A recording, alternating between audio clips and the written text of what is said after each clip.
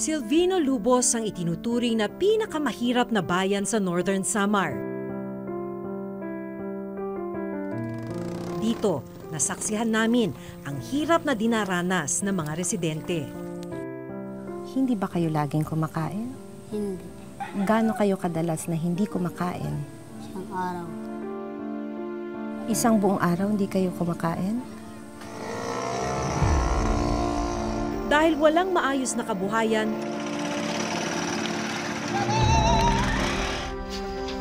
at serbisyong pangkalusugan, may mga inaabutan na lang ng kamatayan.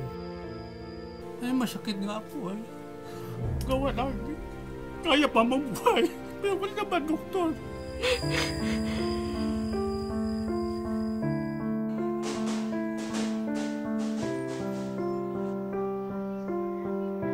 Pero natuklasan ng reporter's notebook na may pondo rin palang inilalaan sa lugar. Ang tanong, napakikinabangan ba ng mga residente ang mga proyektong ito?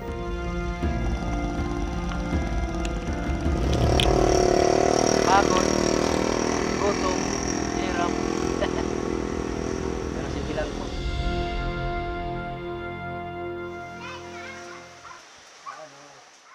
Halos hindi makalakad at hirap kumilos. Ganito namin inabutan ang 20 taong gulang na si Jessica Suryo. Ipinanganak na may bukol sa mukha si Jessica. Kay Jessica, dati na po siyang may bukol. Tapos, yung lumaki na po siya, nag-aral siya, tapos tinutokso ng mga kaklase niya, umuwi, umiiyak dahil inaano nga yung ano niya, bukol. Idinaraing din ni Jessica ang pamamaga ng kanyang kaliwang tuhod at tiyan. Una po, ito yung sumasakit. Tapos, pag kumakalma po to, ito na naman po yung sumasakit. Yung tiyan. Pag kumalma na naman po yung tiyan ko, ulo ko na naman yung mano. Kasi gusto ko gumaling eh. Gusto ko po makapag-aral. Para maibsan ang sakit na nararamdaman ng anak, luyang dilaw ang ipinanggagamot ni Aling Judith. Kuha ka ng sumasakit siya masyado, ang tuhod niya, ito lang ang linalagay ko po. Tapos, gumagaling-galing din na babawasan ang sakit ng tuhod niya po.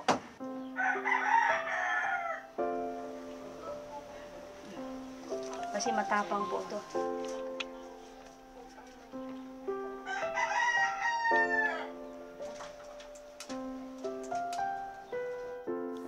Umiiyak talaga ako kasi awang-awa talaga ako sa kanya. Wala akong magagawa dahil siyempre pag papasok ka sa hospital, talaga, hindi ka talaga dyan tatanggapin na wala pong pera. Taong 2013 nang dalhin ni na Aling Judith si Jessica sa Manila para matingnan ng espesyalista. Dito inoperahan ang bukol sa kanyang mukha. Sana po gumaling na po lahat ng sakit sa katawan ko. Gusto man nilang dalhin sa ospital ang anak, kulang naman sila sa pera. 2 oras din ang layo ng ospital mula sa Silvino Lubos na kailangan pang tawirin ng bangka at habal-habal. Mahirap po ang kalsada.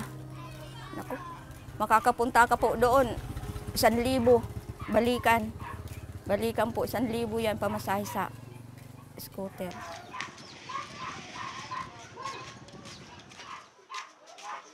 Kakain ka na, anak? Ngayong araw, maswerteng nakadiskarte si Aling Judith ng kanilang tanghalian. Niram ko ng bigas ito, doon sa kabila. Ay, yung ulam po. Ang ulam, nabutang ako doon sa... Hati-hati po kami sa isang sardinas. Ilan po kayo maghahati-hati? Bali, 8. Sanay naman na po sila. Mas importante po may kanin. Kasama rin sa bahay ni Jessica ang bunsong kapatid na si Jonathan. Masakit po kasi yung kapatid ko po yung nahihirapan sa sakit niya. Yung pag sumasakit po yung paa niya, naawa na lang po ako sa kanya. naman yung manipis, ipalingkod ta. Mara.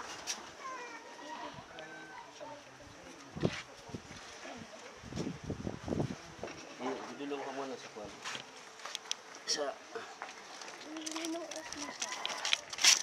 Sasamahan namin sina Jessica papunta sa ospital.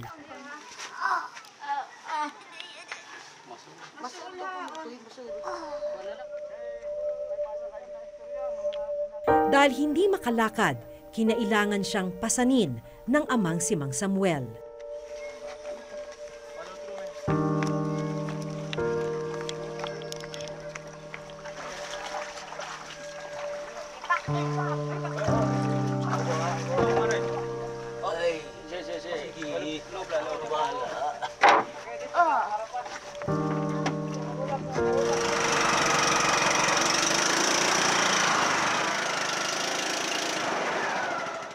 Pagkatapos ng bangka,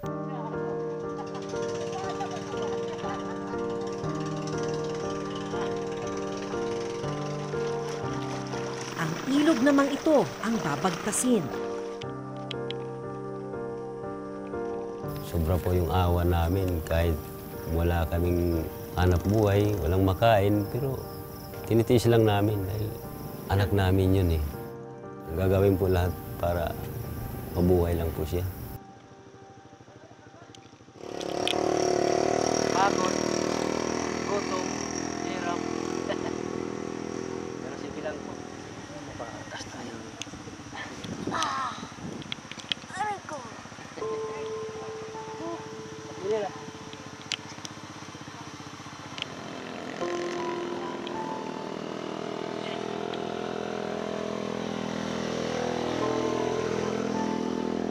Para may pandagdag sa gastusin sa ospital, maghahabal-habal muna ulit ang amang si Mang Samuel. Punta po ako sa Katarman. Kasi may pasahero po ako isa dyan.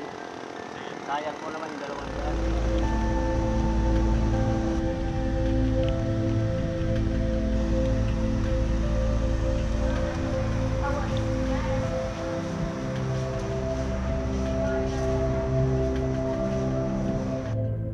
Agad sinuri ng doktor dito sa Northern Samar Provincial Hospital si Jessica.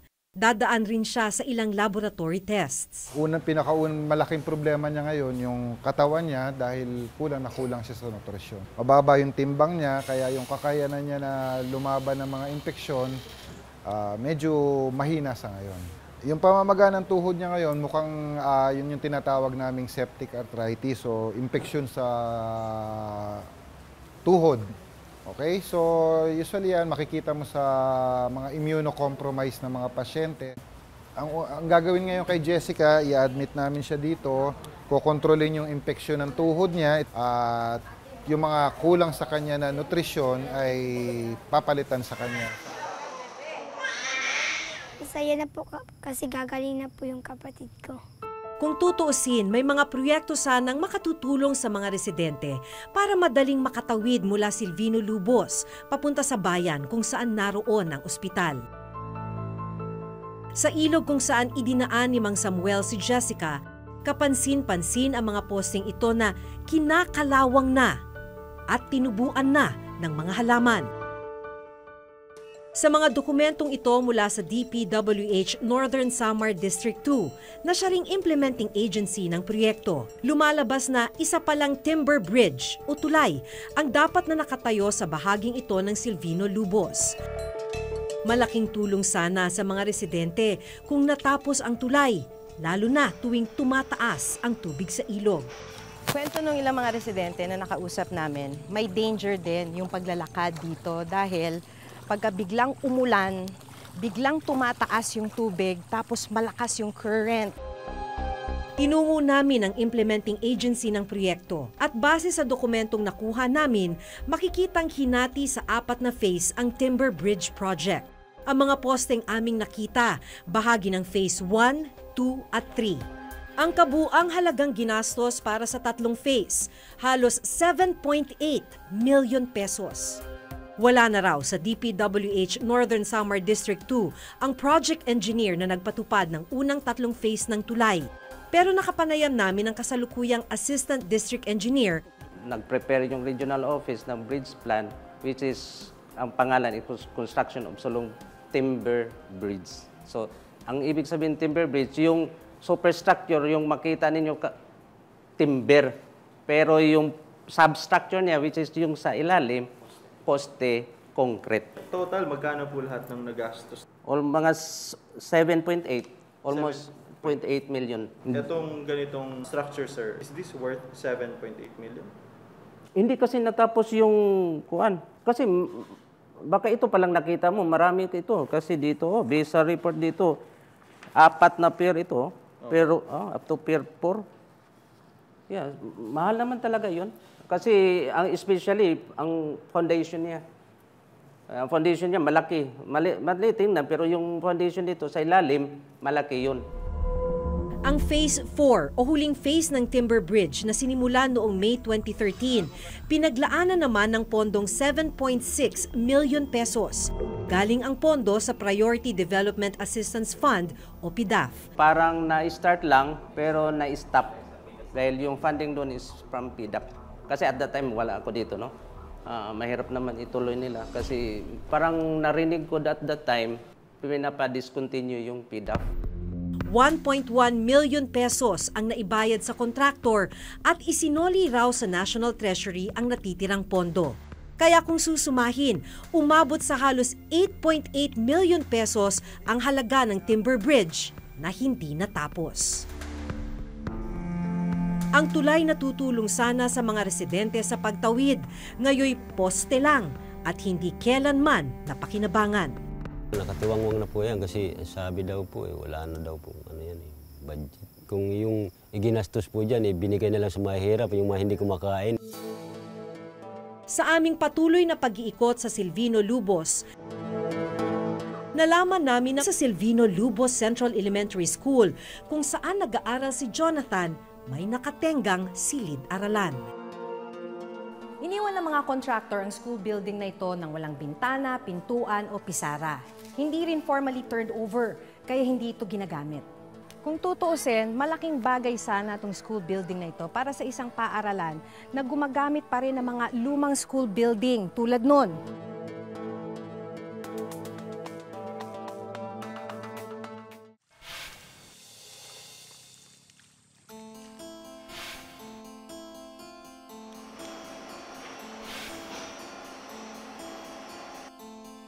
Sa tabi ng hindi natapos na tulay, mapapansing patuloy ang paggawa ng isa pang tulay at ang pagsasaayos ng kalsadang ito. Nakasabay namin sa paglalakad dito si Teacher Juliana. Bilang isang teacher, dahil ganitong putol at mahirap daanan yung kalsada, kumusta ka? Parang it's a challenge. Para sa amin na mga nag-work sa Silvino, talaga, malaking sakripisyo. Kasi yung pagpunta pa lang dito, kailangan Sunday pa lang, Sunday mga tanghali or hapon, kailangan mo nang pumunta para makapasok ka sa linggo. So ibig sabihin, ma'am, hindi ka uwian, hindi ka naman taga Silvino. Sa Pambuhan ako umuwi. So bakit kailangan isang buong linggo kang nandun sa bayan? Kasi hindi siya kakayanin kapag pupunta ka ng umaga tapos uuwi ka ng hapon. Kasi nga, yung bangka, parang kapag mag-isa ka lang, kailangan mong magbayad ng 500. Tapos another 500 sa motorsiklo.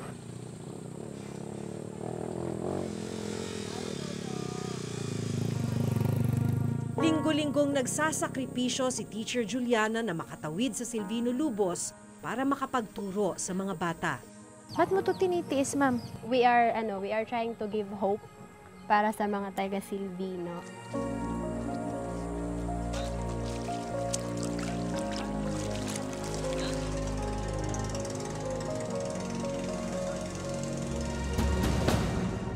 Lumalabas na bahagi ang bagong tulay at paggawa ng kalsada ng isa pang proyekto, ang construction of Mondragon Silvino Lubos Road na hinati sa 5 phase. Hawak ng provincial government ng Northern Samar ang Phase 1 to 4. Natapos ang Phase 1 to 3 noong 2014 at ongoing naman ang Phase 4 kung saan kasama ang ginagawang bagong tulay. Galing ang pondo sa pamana program ng Office of the Presidential Advisor on the Peace Process o OPAP. Sa dokumentong ito, 294 million pesos ang contract amount ng Phase 4 na sinimulan noong January 2016. Bali, yung work ay medyo nahuli rin kasi location nga nung ating bridge doon sa almost end ng project. Yung challenges dyan sa implementation, yun nga yung mga dumating na mga bagyo at saka yung pagdala ng mga materyales. Ang Phase 5 o huling bahagi ng Mondragon-Silvino-Lubos Road napunta naman sa District 2, ang parehong district na humawak ng hindi natapos na tulay.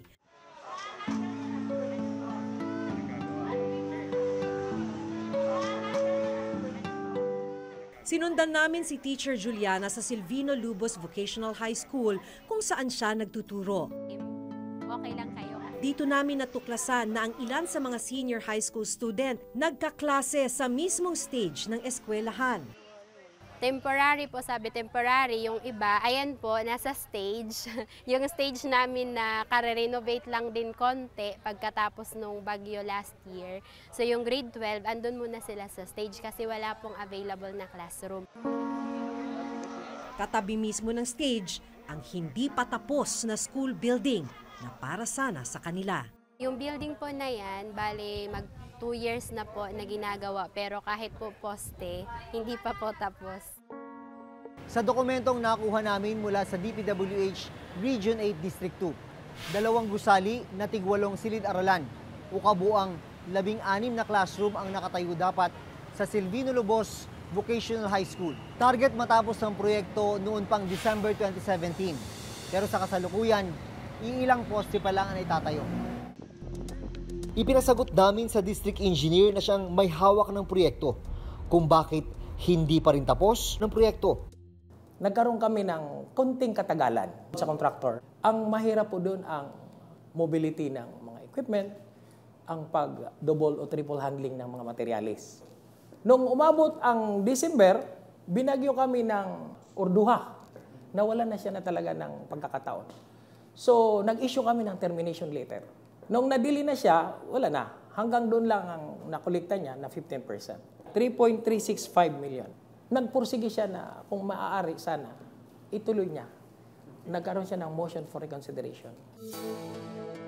Sa aming patuloy na pag-iikot sa Silvino-Lubos, nalaman namin na maging sa Silvino-Lubos Central Elementary School, kung saan nag-aaral si Jonathan, may nakatenggang silid-aralan. Iniwan ng mga contractor ang school building na ito nang walang bintana, pintuan o pisara. Hindi rin formally turned over, kaya hindi ito ginagamit. Kung tutuusin, malaking bagay sana itong school building na ito para sa isang paaralan na gumagamit pa rin ng mga lumang school building tulad nun. August, harmful, definition, radiation. Para sana sa mga grade 4 student gaya ni Jonathan ang abandonadong silid. Sayang po kasi hindi po nagagamit. Maraming estudyante po yung nagtitis po dun sa stage ng pag-aaral.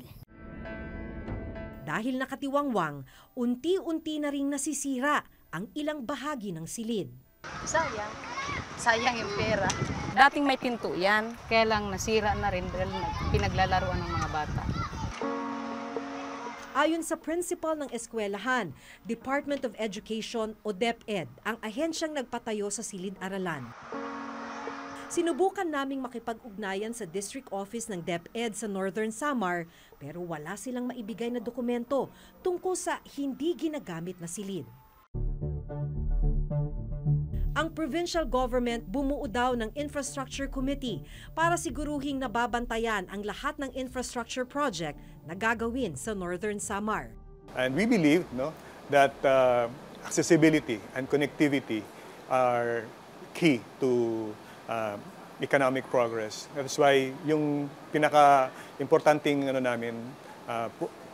project is yung ma-connect yung Silvino-Lubos to the provincial road network.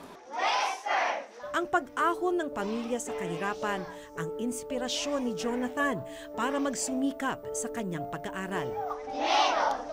Bakit pumapasok ka pa rin kahit nagutom ka? Pangarap ko po kasi maging teacher. Kaya sabi ni Mama, mag-aral po ako ng mabuti para paglaki ko, yung mga anak ko po, mabigyan ko po ng magandang buhay. Nahihirapan ka na ba? Hindi pa po, Ma'am, kasi yung inspirasyon ko po yung pamilya ko. Pag nag-aaral po, iniisip ko po, Ma'am, para po to sa pamilya ko. Kaya po, pinagbubutihan ko po yung pag-aaral ko.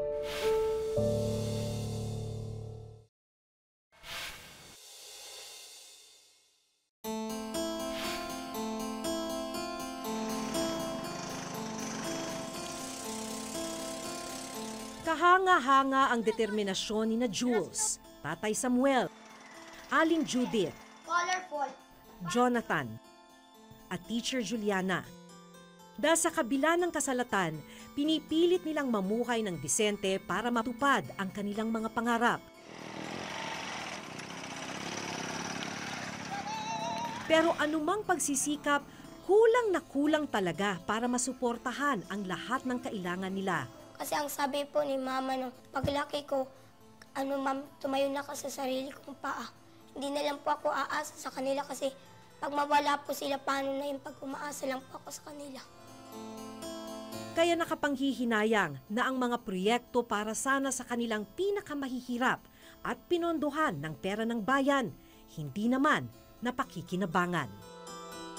Hanggang sa susunod na Huwebes, ako si Jun Veneracion. Ako si Maki Pulido at ito ang nakatala sa aming Reporter's Reporter's Notebook. Notebook.